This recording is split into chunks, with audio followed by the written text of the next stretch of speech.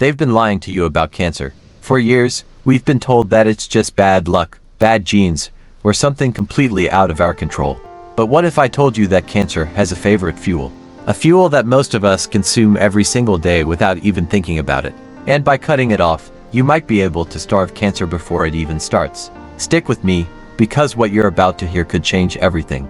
Cancer is one of the deadliest diseases in the world, and yet, we're still treating it the same way we have for decades: chemotherapy, radiation, and surgery. But what if there was another approach, one that doesn't just fight cancer but helps prevent it from taking over in the first place? Today, we're diving deep into the science of what feeds cancer, the foods that fight it, and how you can take control of your health starting right now. Imagine cancer cells as greedy little monsters. They crave one thing above all else: glucose sugar. This isn't just a theory. It's been known since the 1920s, when a scientist named Otto Warburg discovered that cancer cells rely on sugar way more than normal cells. This is called the Warburg effect, and it means that when we consume a diet high in sugar and refined carbs, we're basically giving cancer cells exactly what they need to grow and spread. But it's not just sugar that feeds cancer. Chronic inflammation, toxic chemicals in processed foods, oxidative stress, a weak immune system, and hormonal imbalances all create the perfect storm for cancer to thrive. So, what can we do? If cancer loves sugar, what happens if we take that sugar away? Exploration. The Warburg effect and cancer metabolic cancer cells have a major weakness. They don't adapt well to burning fat for fuel. Unlike normal cells, which can use both sugar and fat for energy, cancer cells rely almost exclusively on glucose. This means that by cutting out sugar and switching to a low-carb or ketogenic diet, we can literally starve cancer cells while still providing energy for healthy cells. Several studies have shown that low-carb and ketogenic diets can slow tumor growth and even make cancer treatments more effective.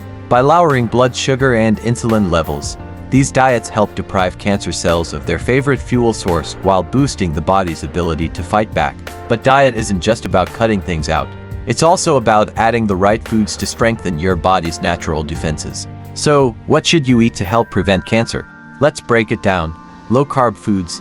To starve cancer of sugar, focus on foods that are naturally low in carbohydrates. This includes avocados, leafy greens, non-starchy vegetables, healthy fats like olive oil and coconut oil, and high-quality proteins like meat, fish, and eggs. Anti-inflammatory foods. Chronic inflammation is a breeding ground for cancer, so eating anti-inflammatory foods like garlic, turmeric, ginger, berries, fatty fish, and broccoli can help lower your risk. Detox-supporting foods. Your liver plays a huge role in detoxifying harmful compounds, and certain foods can give it a boost. Cruciferous vegetables like broccoli, cauliflower, and Brussels sprouts, along with garlic, tomatoes, and eggs, support natural detoxification. Immune-boosting foods. A strong immune system is your best defense against cancer. Foods like garlic, ginger, mushrooms, and vitamin C-rich bell peppers help strengthen your body's ability to fight off rogue cells. Hormone-balancing foods. Hormonal imbalances can fuel certain cancers, especially breast and prostate cancer. A low-carb diet helps control insulin levels, while foods like broccoli help regulate estrogen. Healthy fats from olive oil, avocados, and omega-3 rich fish support hormone balance. Antioxidant-rich foods. Antioxidants help protect your cells from damage that can lead to cancer. Some of the best sources include berries, dark chocolate, green tea, turmeric, tomatoes, and pomegranates. Gut health foods. A healthy gut plays a huge role in immune function and inflammation control. Fermented foods like yogurt, sauerkraut, and kimchi, along with prebiotics like asparagus, onions, and garlic, keep your gut microbiome in balance. Now, let's talk about the elephant in the room: processed foods. Not only do they contain high levels of sugar and refined carbs, but they also come loaded with chemicals, preservatives, and artificial ingredients that fuel inflammation, disrupt hormones, weaken the immune system, and promote oxidative stress. In other words, they create the perfect environment for cancer to grow. Fast food, sugary snacks, processed meats, and refined grains may be convenient, but they come at a massive cost to your health. The more of these foods you eat, the more you feed the very processes that allow cancer to thrive. Here's the big takeaway. Cancer doesn't just randomly appear overnight. It develops over years, often fueled by the very foods we eat every day.